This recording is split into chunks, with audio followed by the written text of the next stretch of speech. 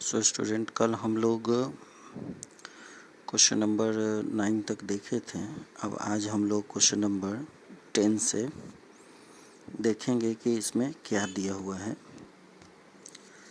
So student, यहाँ पर देखना है, यहाँ जो क्वेश्चन दिया हुआ है 2x minus 1/2 is equal to 3। यहाँ पर जो अगर हम लोग LHS को देखें, ध्यान से समझना है, LHS को अगर हम लोग देखें तो 2x में से 1/2 माइनस नहीं होगा। कारण पता है कि यहाँ पर 2 पर x है, लेकिन यहाँ 1 जो 2 है उसमें कुछ भी x y ऐसा कुछ नहीं लगा हुआ है। अगर यहाँ 1/2 यहाँ पर x होता तो ये दोनों माइनस हो सकता था, लेकिन अभी जो है ये माइनस नहीं होगा। तो हम लोग क्या करेंगे,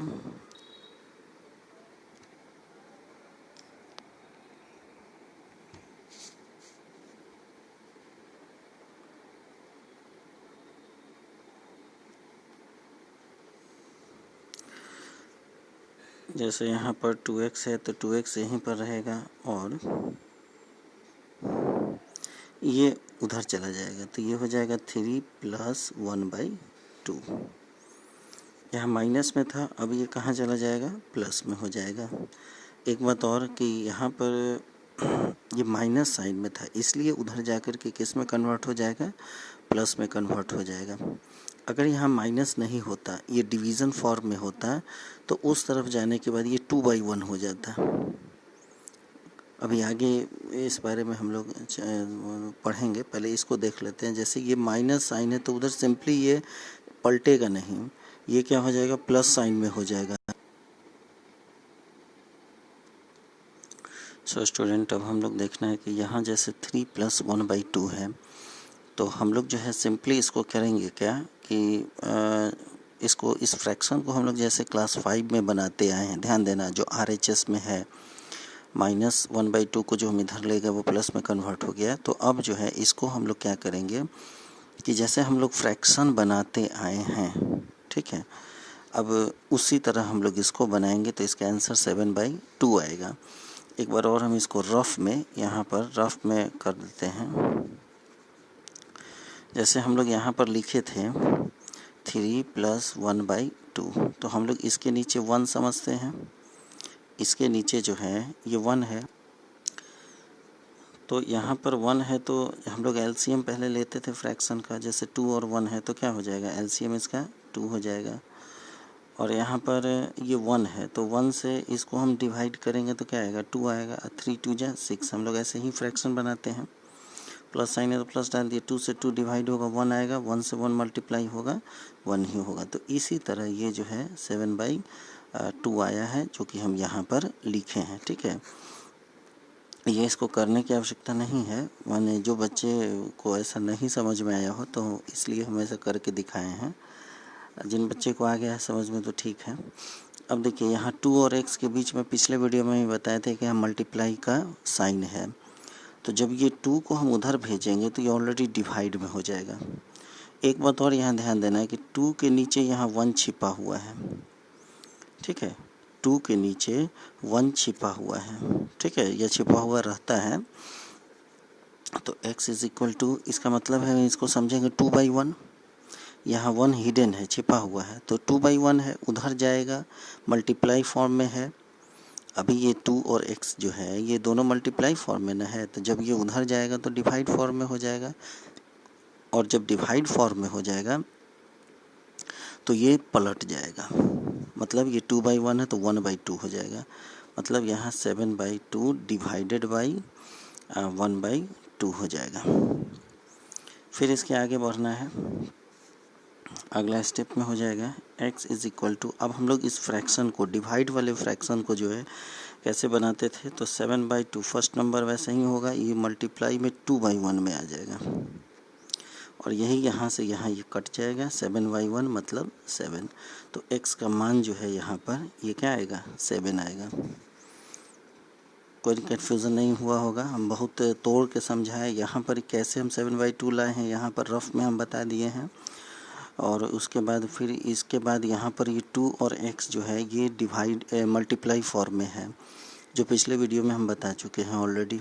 तो जब मल्टीप्लाई को रिप्लेस करते हैं तो वहाँ पर वो साइन चेंज हो जाता है। मल्टीप्लाई का डिवाइड, डिवाइड का मल्टीप्लाई, ऐड का सब्सट्रैक्ट, सब्सट्रैक्ट का ऐड हो जाता है। तो यहाँ पे मल्टीप्लाई है तो उधर जाएगा, डिवाइड में आ जाएगा। तो यहाँ पे 2 के नीचे 1 छिपा हुआ है, ठीक।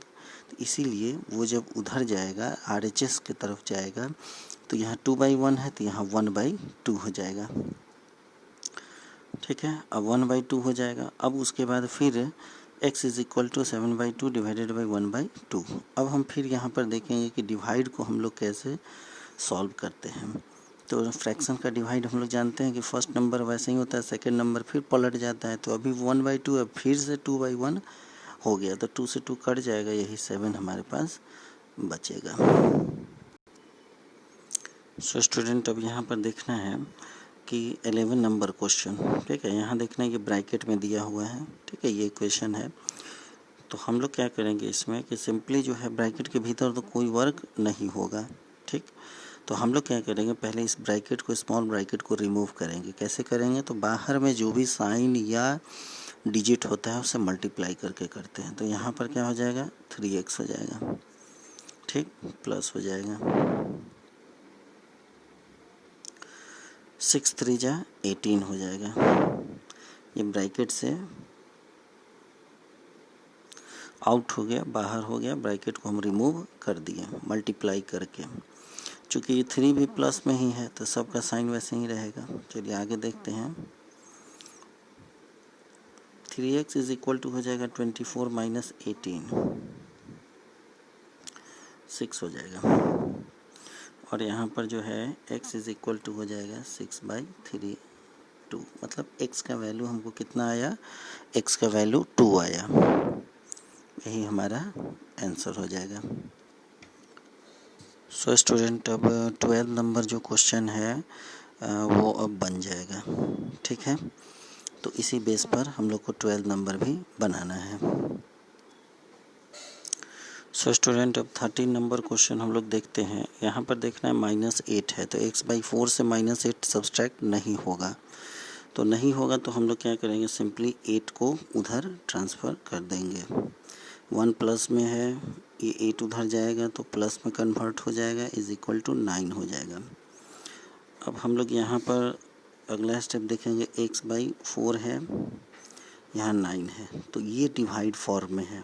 ध्यान देना हम क्या बोल रहे हैं, पिछले क्वेश्चन में वो मल्टीप्लाई फॉर्म में था और इस क्वेश्चन में जो है ये डिवाइड फॉर्म में है। तो अब यहाँ तो x में 4 से डिवाइड लगेगा नहीं, तो हम लोग क्या करेंगे, यहाँ पर सिंपली जो है 4 को उधर भेजेंगे जो कि मल्टीप्लाई में हो जाएगा, मतलब 9 इंटू 4, यही 36 आंसर x का वैल्यू होगा। यहाँ डिवाइड फॉर्म में हम फिर बता रहे हैं तो उधर मल्टीप्लाई फॉर्म में होगा और x में 4 से डिवाइड नहीं लगता, ये हम पहले से जान रहे हैं, तो यहाँ पर मल्टीप्लाई हो जाएगा। सो स्टूडेंट इसी तरह क्वेश्चन नंबर 14 से ले करके 14 में भी उसी तरह करना है। यहाँ पर ऊपर में x दिया है और इज इक्वल टू के बाद यहाँ भी x है, तो हम लोग क्या करेंगे, ये जो x/3 है इसको RHS से LHS की तरफ ले आएंगे तो माइनस में आ जाएगा और फिर इसको सब्सट्रैक्ट कर देंगे दोनों को। तो यहाँ पर देखना है कि यहाँ हम जैसे क्वेश्चन लिख लिए तो x/2 हो जाएगा, ये जब इधर आएगा जो कि ये प्लस में है तो अब ये माइनस में हो जाएगा। यहाँ प्लस का साइन नहीं लिखा जाता है इसलिए ये साइन यहाँ नहीं लिखेंगे, सिंगल नंबर है इसलिए नहीं लिखा जाता है। माइनस होता तो लिखते, फिर हम रिपीट कर रहे हैं, माइनस होता तो लिखते। अब आइए इसका एलसीएम लेंगे तो कितना हो जाएगा, 6 हो जाएगा। 2 3 जा 6 हो जाएगा। जैसे हम लोग एलसीएम फ्रैक्शन का एलसीएम मैंने फ्रैक्शन का सब्सट्रैक्ट जैसे बनाते बस वैसे ही इसको बनाना है। 2 3 जा 6 तो 3x हो जाएगा, यहाँ पे माइनस हो जाएगा, 3 से इसको डिवाइड करेंगे 2 हो जाएगा तो 2x हो जाएगा, इज इक्वल टू यहाँ पर 1 हो जाएगा, यहाँ पे फिर x/6 हो जाएगा, इज इक्वल टू 1 होगा। फिर यहाँ पर 6 से x में डिवाइड नहीं होगा और ये अभी डिवाइड फॉर्म में है तो उसको उधर भेजेंगे, मल्टीप्लाई फॉर्म में आ जाएगा और मल्टीप्लाई फॉर्म में जैसे ही आएगा तो x इज़ इक्वल टू हो जाएगा 6 into 1 is equal to 6, x का वैल्यू 6 होगा। तो इस तरह करके बनाना है, एक बार देख लेना है।